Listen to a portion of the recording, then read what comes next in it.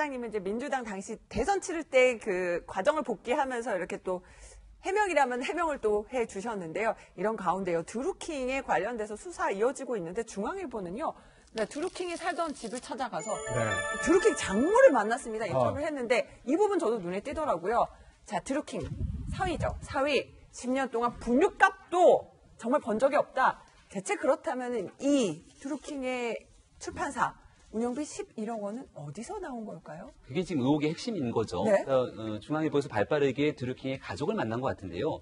지금 아내와 이혼 소송이 진행 중이라고 합니다. 근데 보통 이혼 소송을 하게 되면 상대 배우자에 대한 이 재산, 그러니까 지금 별거 상태라고 하니까 떨어져 산 상태 동안에 재산 목록을 조회해서 이제 소송에 활용하게 되는데 목록 조회조차 안 했다는 거예요. 왜냐하면 돈이 없기 때문에. 아, 드루킹이 돈이 없기 때문에? 예, 아예 그동안 살던 이 장모의 이야기에 따라 보면은 10년 동안 분유값도 번 적이 없다는 겁니다. 그러니까 경제활동을 거의 하지 않고 방 안에서 일하지 않고 컴퓨터만 계속 하고 있는 모습들. 뭐 이거는 이제 드루킹 장모의 주장이긴 합니다만은 일단은 경제활동을 하지 않았다라고 얘기를 하고 있는 것 아니겠습니까? 지금 중앙일보 인터뷰에서 이렇게 얘기를 했습니다. 그럼에도 불구하고 지금 출판사에서 나가게 되는 수많은 월세 그리고 여기에 대한 직원들의 인건비 이런 부분들을 우리가 쭉 총알해 보건데 지금 추정하고 있는 건 연간 11억 한 달로 치게 되면 근 1억에 가까운 돈들이 나가야 되는데요.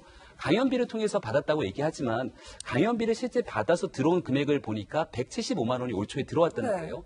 이거를 연간 24회를 강연했다고 얘기를 하니까 다 해야 4,200만 원. 4,200만 원. 비누판 돈 다 해야 이거 해갖고서는 1년 동안에 도저히 감당할 수가 없는 돈이기 때문에 총체적으로 그 출판사를 운영하면서 이러한 조직적 활동들을 하는데 들어간 비용은 도대체 어디서 난 거냐. 이게 이제 핵심인 거죠. 또 하나는요. 이 드루킹의 이제 살던 집인데요. 여기 보면은 중앙일보가 이 부분을 강조를 하더라고요. 살던 아파트도 부인 측이 마련을 했는데 현관문에요. 잠금 장치가요. 4개가 있고요. CCTV도 설치가 돼 있다. 그러니까 보안이 굉장히 지금 철저하게 돼 있다는 겁니다. 저 집에 누가 살고 있었냐면은 드루킹이 산 게 아니라 서유기가 살고 있었다고 합니다. 서유기요? 서유기라고 얘기하니까 좀 약간 헷갈리신 분들이 있을 건데 지금 현재 그 드루킹과 함께 공범으로 지목되고 있는 그 비누를 만들었다는 대표고요. 실질적으로 경제적 공지나 모임의 살림살이에 도맡아 했다라고 하는 인물입니다. 여기에 대해서 드루킹이 이 서유기에게 빚이 좀 있었대요.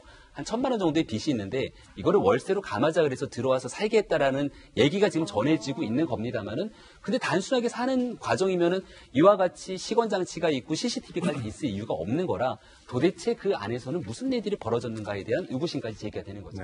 네, 자 이렇게 드루킹 관련해서 지금 새롭게 나오는 의혹들까지 짚어봤는데 이런 가운데 이 드루킹을요 한국당에서 어제 이제 접견을 하러 갔는데 결국 만나지 못했다고 하거든요. 김성태 원내대표 이렇게 얘기를 했습니다. 들어보시죠. 드루킹이 수감되어 있는 서울구치소를 접견한 사실이 있습니다. 처음에는 대통령이 접견하니까 구신구신을 하면서 아주 반갑게 맞이했습니다마는 자유한국당에서 실체적 진실을 위해서 변호인 접견이 이루어졌습니다. 이렇게 말을 하는 순간 그 자리를 박차고 일어나 문을 열고 사정없이 가버렸다고 합니다.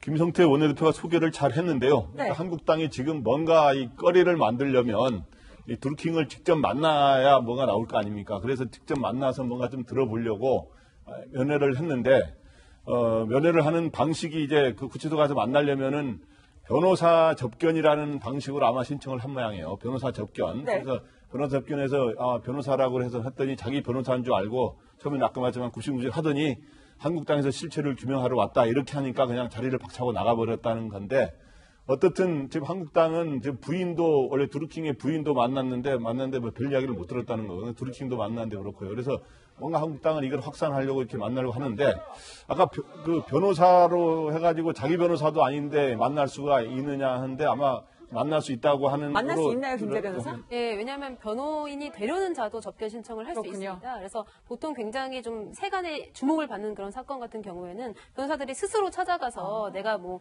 무료로 변론을 해주겠다 이렇게 제안을 하는 경우가 있기 때문에 아마 이제 그런 건 줄 알고 드루킹도 좀 신나서 나왔는데 나와 보니까 자유한국당 의원들이 같이 있더라 이런 상황이 아닐까 싶습니다.